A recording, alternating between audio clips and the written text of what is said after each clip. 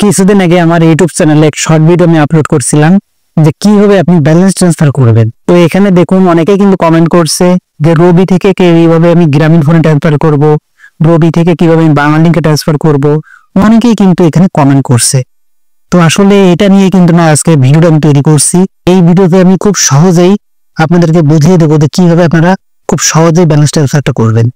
তা চলুন দেরি না করে মূল ভিডিও শুরু করা যাক। ধরুন আমি সর্বপ্রথম বাংলালিংক থেকে ব্যালেন্স ট্রান্সফার করব।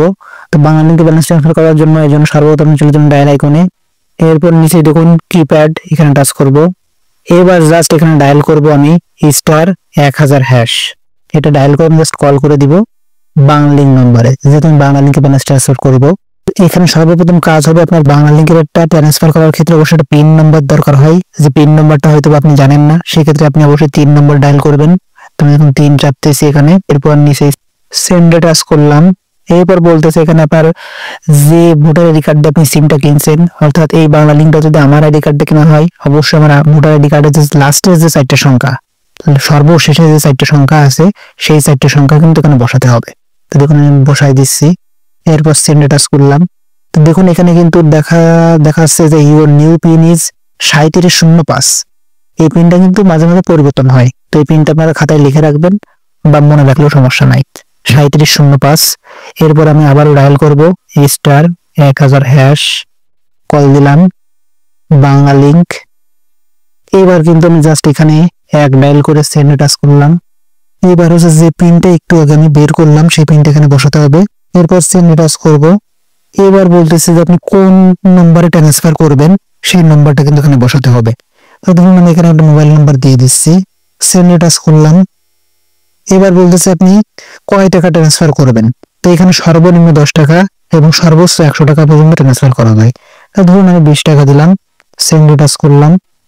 সো আমার অ্যাকাউন্টে টাকা নাই, যার কারণে কিন্তু হয়নি। তো এটা হচ্ছে বাংলালিংকের প্রসেস। ভিডিওর মাঝখানে কিছু কথা বলি, এই ভিডিওতে কিন্তু আমি শুধুমাত্র বাংলালিংকে কিভাবে ট্রান্সফার করতে হয় সেই প্রসেসটা দেখিয়েছি। তো বাকি প্রসেসটা কিন্তু দেখাইনি, সব প্রসেসটা কিন্তু একই রকম। তো আপনি যদি গ্রামীণ ফোনে ট্রান্সফার করেন সেক্ষেত্রে আপনাকে *121*1500# ডায়াল করলে কিন্তু হয়ে যাবে। তো এখান থেকে ডায়াল করার পর এই সেম প্রসেসটা আপনারা জাস্ট অ্যাপ্লাই করবেন, আপনারা বুঝতে পারবেন। আর যদি এয়ারটেলে আপনি ব্যালেন্স ট্রান্সফার করতে চান সেক্ষেত্রে *1212#, দেখুন সব স্ক্রিনে দিয়ে দিচ্ছি।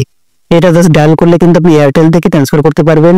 এবং যদি রবি থেকে ট্রান্সফার করতে চান সেক্ষেত্রে *121*4#, এটা ডায়াল করলে কিন্তু আপনি রবিতে ট্রান্সফার করতে পারবেন। সবগুলো কিন্তু আমি একত্রে আমার স্ক্রিনে দিয়ে দিচ্ছি, জাস্ট এটা আপনারা স্ক্রিনশট দিয়ে রাখেন। যখন প্রয়োজন হবে তখন কিন্তু যে সিমে ট্রান্সফার করার প্রয়োজন হোক না কেন, আপনারা জাস্ট এগুলো ডায়াল করলে জাস্ট আপনারা কিন্তু সেটা পড়তে পারবেন। তো ভিডিও শেষে আমি কিছু কথা বলি। তো এইখানে দেখুন আমাকে অনেকেই কমেন্ট করছে যে রবি থেকে কিভাবে আমি গ্রামীণ ফোন ট্রান্সফার করব, বাংলালিংক থেকে কিভাবে আমি এয়ারটেল ট্রান্সফার করব। এটা কিন্তু আসলে করা যায় না, এটা কিন্তু আসলে হয় না। শুধুমাত্র রবি থেকে রবিতে, বাংলালিংক থেকে বাংলালিংকে, এয়ারটেল থেকে এয়ারটেলে, এইটাই কিন্তু হয়। তো আসলে এক সিম থেকে অন্য সিমে কিন্তু আসলে ট্রান্সফার করা যায় না। তো এটা আছে মূল বিষয়। ভিডিও যদি ভালো লেগে থাকে অবশ্যই আপনারা লাইক, কমেন্ট এবং শেয়ার করতে ভুলবেন না। আর এই ভিডিওটা অবশ্যই আপনাদের ফেসবুকের টাইমলাইনে শেয়ার করে রাখবেন, কারণ যখন কিন্তু প্রয়োজন হবে তখন কিন্তু ওই ফেসবুক থেকে কিন্তু দেখে নিতে পারবেন। আর এই ভিডিও যদি ভালো লেগে থাকে অবশ্যই আমার এই চ্যানেলটিকে সাবস্ক্রাইব করে পাশে থাকবেন। আল্লাহ হাফেজ।